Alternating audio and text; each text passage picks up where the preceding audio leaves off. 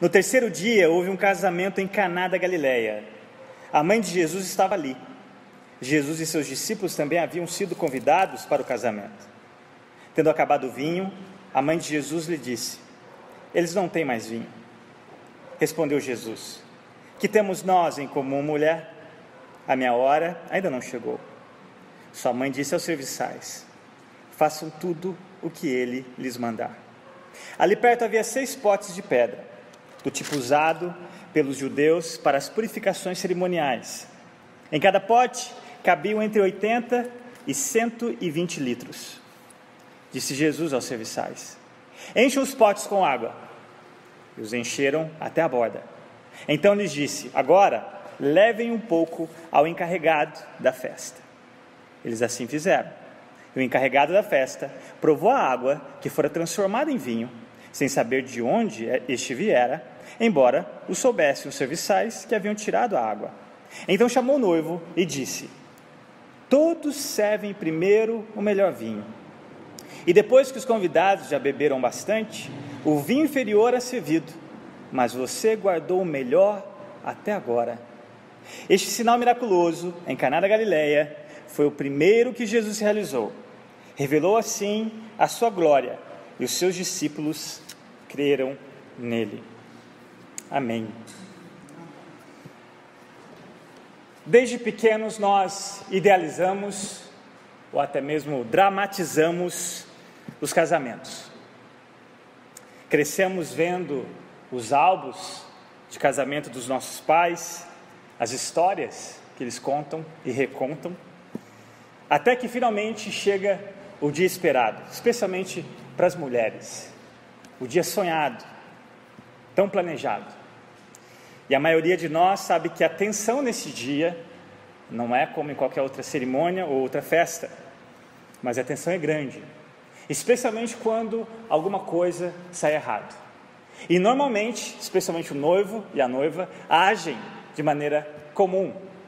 Coitado do noivo, fica na frente de todos os convidados, aguardando a tão esperada noiva entrar, e finalmente aquela cerimônia dá início.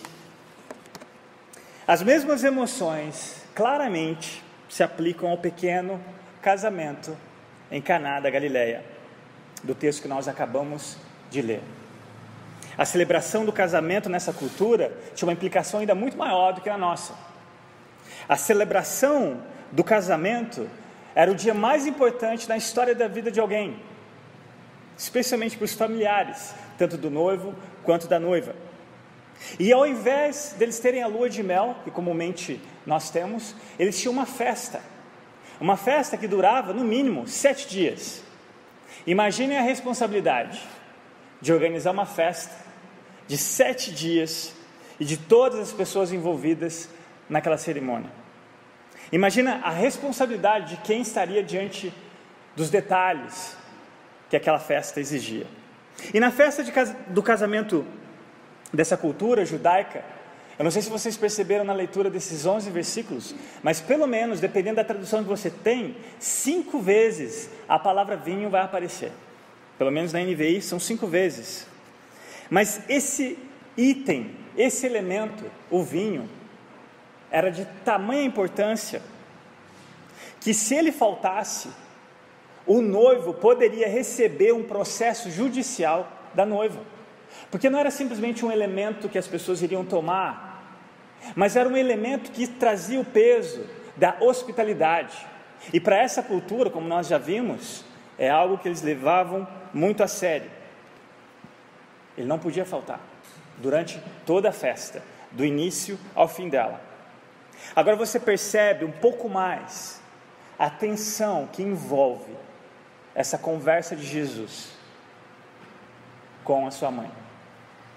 Uma conversa que trouxe um significado muito mais profundo do que esse vinho até então trazia naquela festa. Não só um significado mais profundo, mas também o ministério do nosso Senhor Jesus. Olha comigo o versículo 1 e 2, nós vamos ver o quando, o onde e quem. João nos informa nos 2 primeiros versículos, quando, onde e quem.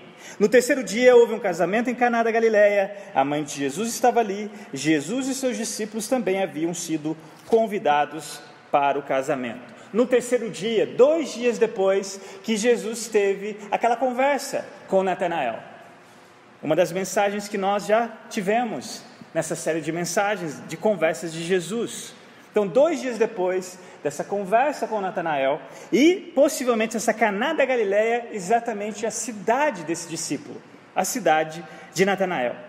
Agora reparem o que João diz acerca de Maria. Interessante que ele não menciona Maria, porque ele não quer que nós venhamos a confundir tantas outras Marias que nós encontramos nos textos sagrados, especialmente nos evangelhos, mas ele a identifica como a mãe de Jesus. E observe, quando João fala que a mãe de Jesus estava ali, ela não era simplesmente mais uma convidada.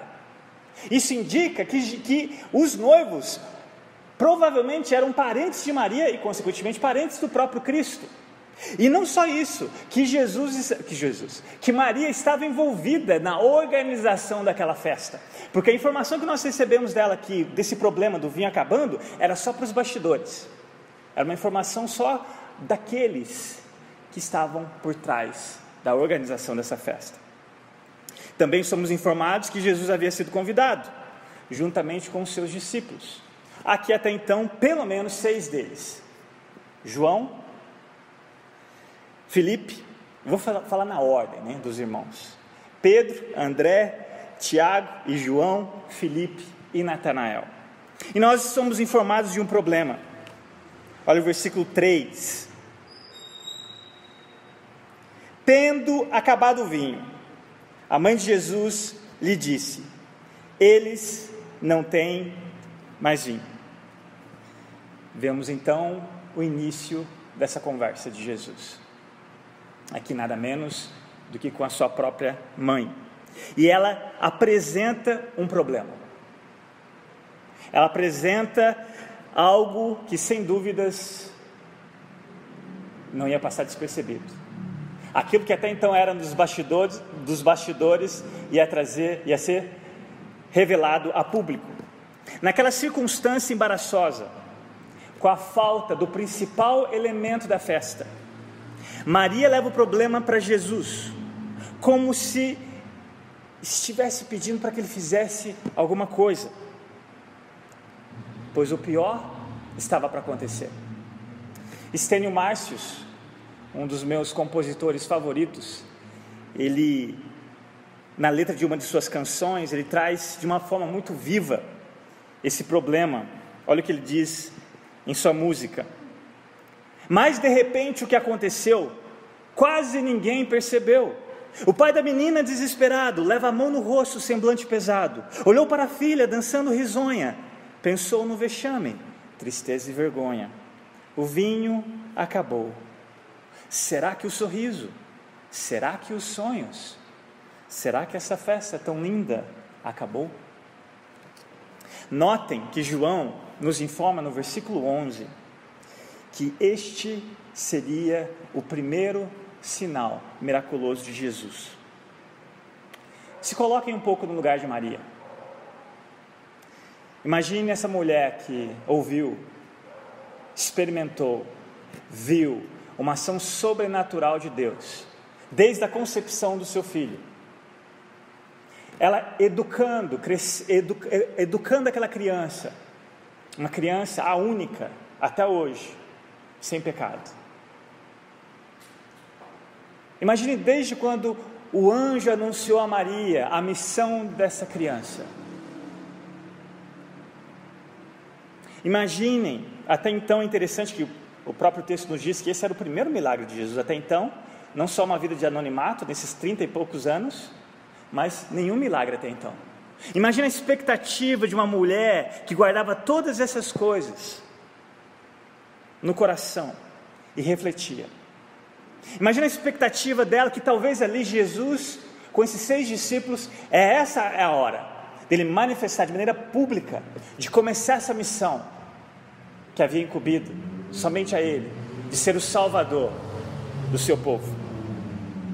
E ela leva a Jesus, e ela faz um pedido, e sem dúvidas, do coração dela tinha esse desejo Será que agora que Jesus vai realmente manifestar o seu poder? Porque ela sabia, de fato, que ele era verdadeiramente humano, mas também verdadeiramente divino.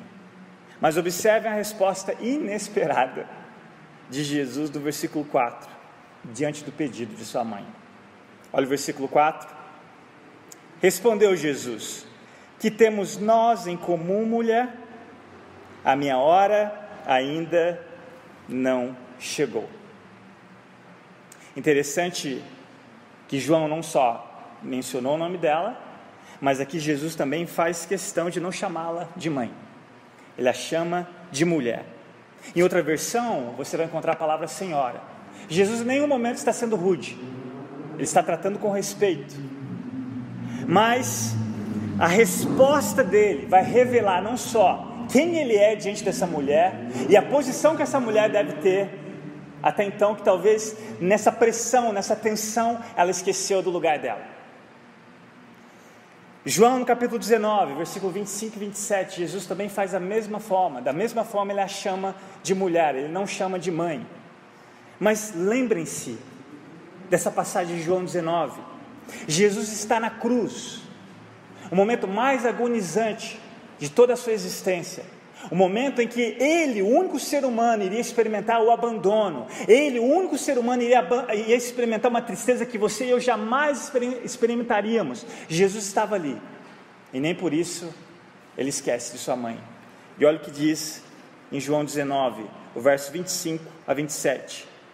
E junto à cruz estavam a mãe de Jesus e a irmã dela, Maria, mulher de Clopas, e Maria Madalena. Vendo Jesus a sua mãe, e junto dela o discípulo amado, aqui João, disse: mulher, eis aí o seu filho. Depois disse ao discípulo: eis aí sua mãe. Dessa hora em diante, o discípulo a tomou para casa. Não só nessa festa, mas nesse momento também da cruz, José já havia morrido, Maria era uma viúva, Jesus o filho mais velho, e Maria teve outros filhos e outras filhas. Você pode olhar no versículo 12, da mesma passagem que nós estamos considerando aqui em João capítulo 2. Mas Jesus, como filho mais velho, ele tinha a posição de manter, cuidar da sua mãe viúva e ser o provedor. Agora ele, morrendo, ele não esqueceu dela, ele faz questão de deixar ela aos cuidados de um discípulo a qual João se identifica como aquele que era amado. A primeira parte desse versículo, meus irmãos, como eu disse, é reveladora, não só acerca da pessoa de Jesus, mas também acerca de sua mãe. Que temos nós em comum, mulher? Uma outra tradução deixa bem claro o sentido do texto original. Ouçam com atenção: não é preciso que a senhora me diga o que eu devo fazer.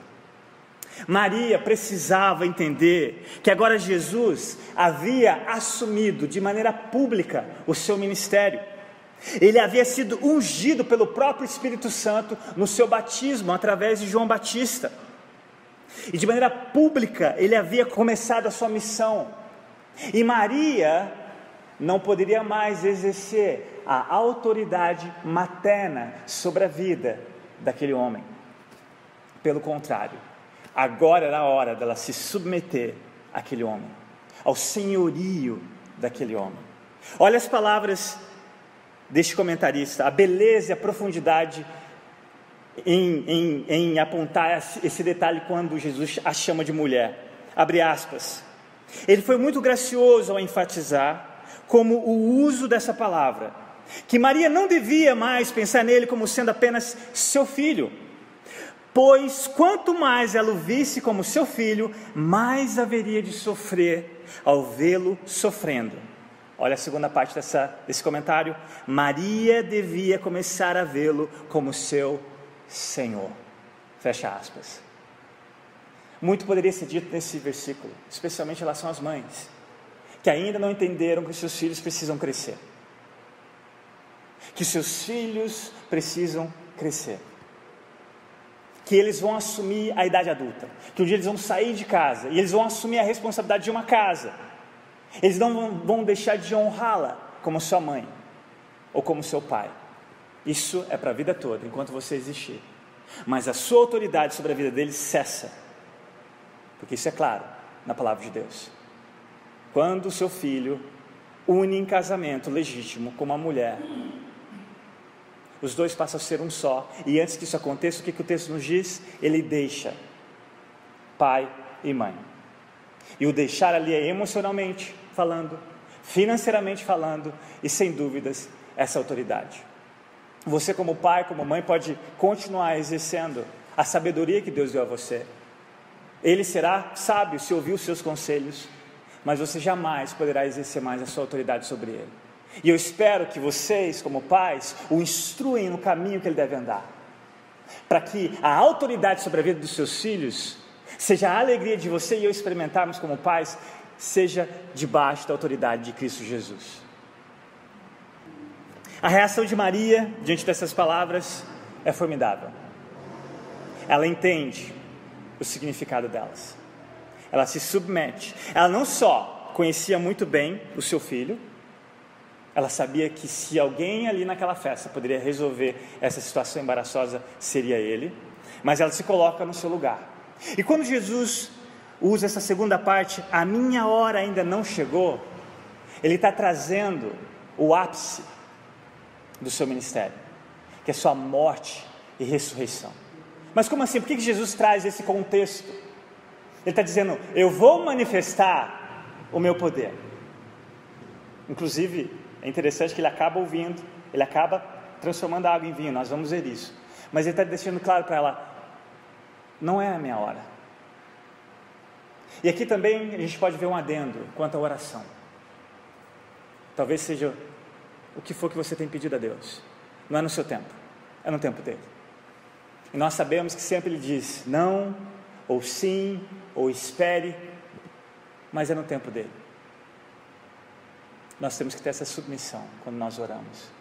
E é interessante que quando nós oramos, nós estamos manifestando uma adoração que nos leva à submissão, de que Deus continua sendo Deus, seja qualquer que seja a resposta, mas especialmente a nossa posição diante da resposta, especialmente quando ela é não. Maria não só se submete, mas ela descansa. E ela, sem dúvidas, assim como aquela mulher cananeia, quando Jesus diz, deixe que primeiro os filhos se fartem, ou seja, opa, tem uma possibilidade. Aqui da mesma forma, quando Jesus fala, minha hora ainda não chegou, opa, então vai chegar em qualquer momento.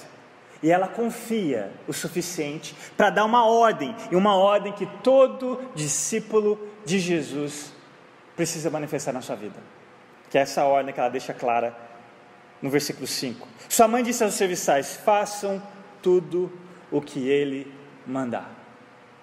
Olha a fé dessa mulher. Façam tudo o que ele mandar. Versículo 6, João nos diz, ali perto havia 6 potes de pedra, do tipo usado pelos judeus para as purificações cerimoniais. Em cada pote cabiam entre 80 e 120 litros. Marcos capítulo 7, verso 3, explica o propósito desses potes de pedra. Diz assim o texto, porque os fariseus e todos os judeus, observando a tradição dos anciãos, não comem sem lavar cuidadosamente as mãos. Mas observe duas coisas em relação a esses potes, a quantidade e a utilidade. A utilidade eu acabei de usar, Marcos capítulo 7, mas a quantidade, entre 80 a 120 litros. Se você multiplicar por 6, no mínimo você tem 600 litros de água, certo? Guarde esses dois detalhes, a quantidade e a utilidade, que nós vamos voltar nesses dois detalhes mais tarde. Mas olha comigo no versículo 7. Disse Jesus aos serviçais, encham os potes com água, e os encheram até a borda.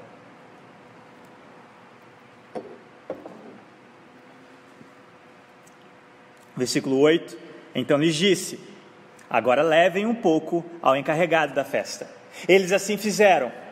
E o encarregado da festa provou a água que fora transformada em vinho, sem saber de onde este viera, embora o soubessem os serviçais que haviam tirado a água, então chamou o noivo. Até aí? Agora se coloque no lugar dos serviçais. não se esqueçam das palavras de Maria ecoando: façam tudo o que ele lhes disser. Encham essas talhas com água. Nós não sabemos que momento exato o milagre acontece. Se é quando eles estão tirando a água do poço e enchendo essas talhas, lembrando da quantidade, ia levar tempo, são mais de 600 litros de água. Nós não sabemos se o milagre acontece quando eles tiram uma porção da água e durante o caminho até o responsável pela festa experimentar aquela água. Nós não sabemos. Nós sabemos que a água, de fato, deixa de ser H2O e passa a ser vinho. Meus irmãos, um copo como esse de água, para transformá-lo, um copo, para transformá-lo em vinho, a quantidade de estrelas, o tamanho do sol, da força que essas estrelas representam, projetando nesse copo, é enorme. Um copo, estrelas do tamanho do sol, várias estrelas do tamanho do sol, da energia dessas estrelas, projetando no tamanho de um copo como esse, para transformá-lo em vinho. Agora nós temos ideia do poder de Jesus. Mas não percam de vista apenas o poder de Jesus. Olha a surpresa no versículo 10 do encarregado da festa. Todos servem primeiro o melhor vinho, e depois que os convidados já beberam bastante, o vinho inferior é servido, mas você guardou o melhor até agora. Nessas palavras nós vemos que ali eles tinham um costume. As pessoas bebiam o vinho inferior, e até então o paladar já amortecido, por assim dizer, era oferecido. Eles ofereciam primeiro o melhor vinho, depois em que o paladar das pessoas já não tinha mais efeito, depois de tanto vinho que eles bebessem, não necessariamente para que se embriagassem, mas o vinho inferior era servido. Esse era o costume. E aqui o encarregado da festa fica surpreso, porque ele já havia experimentado o primeiro vinho, e na concepção dele era o melhor que estava sendo oferecido. E ele fica surpreso, porque na verdade o melhor havia sido guardado até o final da festa. E ele chama o noivo, ele dá a honra ao noivo diante dos convidados, que todos também ficaram surpresos. Mas o maior e melhor presente que aqueles noivos receberiam naquela noite vieram das mãos do próprio Jesus. Ele não só poupou os noivos da vergonha, do vexame, da desonra, da falta daquele elemento, mas ele os presenteou com o melhor do vinho que qualquer pessoa poderia ter experimentado em toda a sua vida. O verso 11 nos diz o propósito desse milagre, desse poder manifestado de Jesus nesse milagre. Versículo 11: este sinal miraculoso em Caná da Galileia foi o primeiro que Jesus realizou. Revelou assim a sua glória e os seus discípulos creram nele.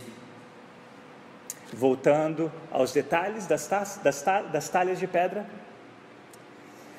Primeiro, a quantidade: mais de 600 litros de água transformados em vinho.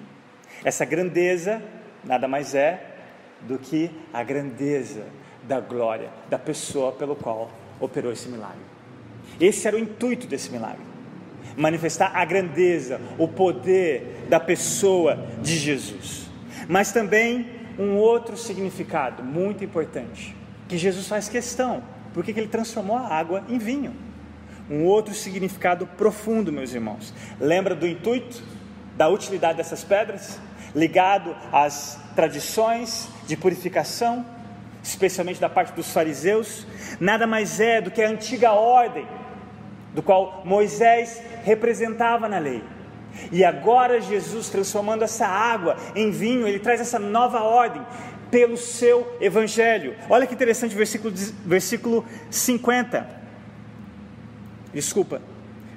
17 do capítulo 1 de João.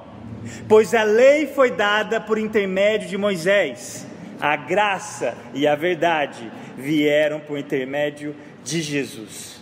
Eu confundi com o versículo 50, porque foi aquela conversa de Jesus com Natanael, quando ele diz o seguinte, lá no capítulo 1 também de João, Jesus disse: você crê porque eu disse que o vi debaixo da figueira? Você verá coisas maiores do que essa.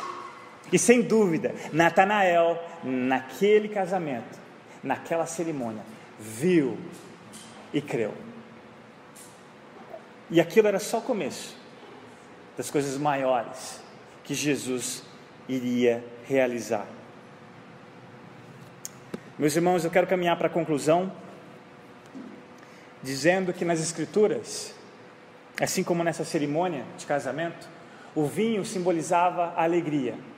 Salmo 104, versículo 15, a primeira parte diz assim: o vinho que alegra o coração do homem.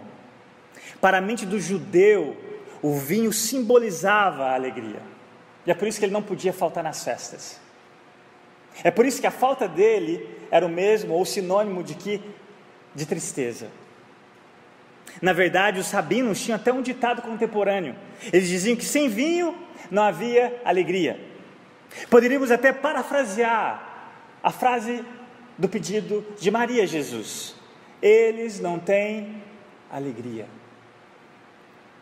Não importa quem você seja, não importa quais alegrias você já experimentou nessa vida, chega um momento em que essas supostas alegrias se esgotam. Para alguns mais cedo, para outros mais tarde. Chesterton disse uma frase fenomenal. Ele disse que o contrário de cristianismo não é ateísmo. Ele disse que o contrário de cristianismo é tristeza.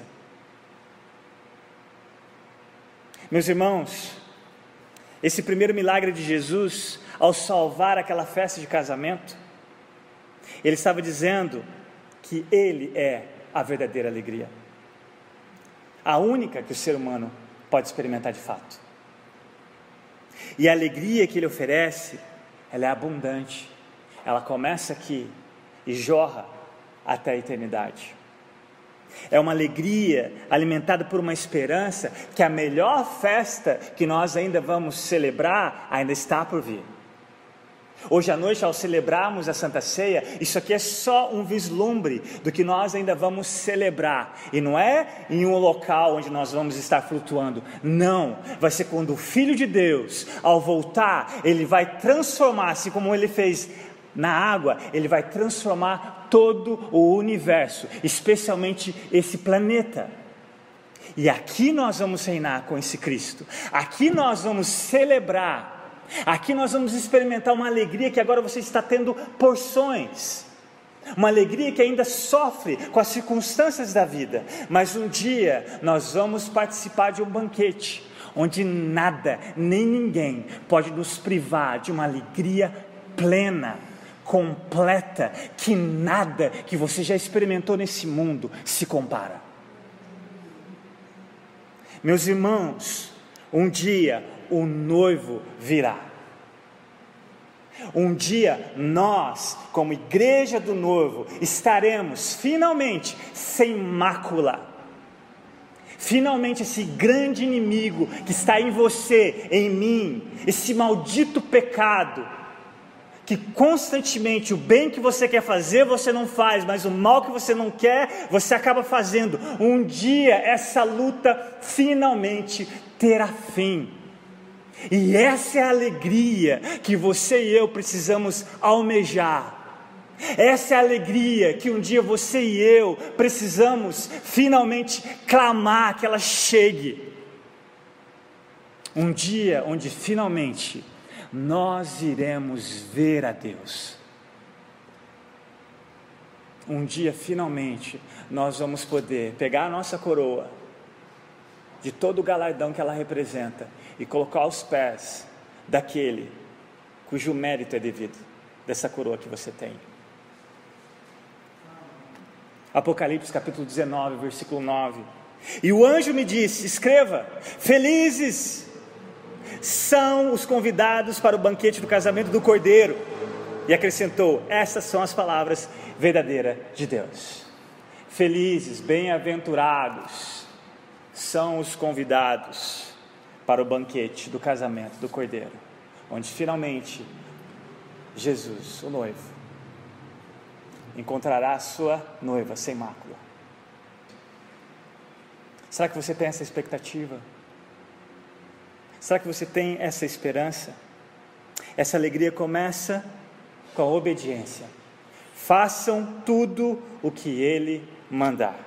Aqueles serviçais conheciam a fonte do melhor vinho que aquele responsável da festa havia experimentado, mas eles não conheciam o poder. Eu vou repetir. Por mais que aqueles serviçais obedeceram à ordem de Jesus, eles conheciam a fonte de onde eles tiraram o melhor vinho, mas eles não conheciam o seu poder. E eu quero encerrar com essa pergunta para vocês: vocês conhecem esse poder? Jesus já transformou a sua vida radicalmente, a ponto de você dizer da água para o vinho, das trevas para a luz, da morte para a vida. 2 Coríntios 5,17. Portanto, se alguém está em Cristo, é nova criação, porque Ele faz novo todas as coisas. É nova criação. As coisas antigas já passaram, eis que surgiram coisas novas. Vamos orar?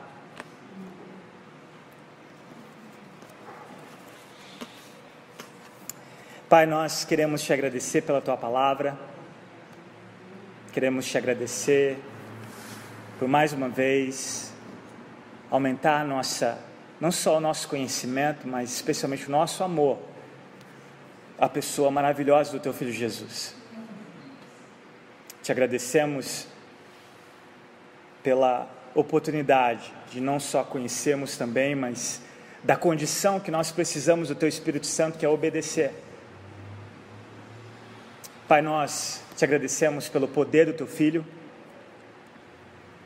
que culminou ali naquela cruz, ao morrer, mas deixou aquela tumba vazia, ao ressuscitar, e Ele há de vir com poder e glória para nos resgatar finalmente e nos transformar finalmente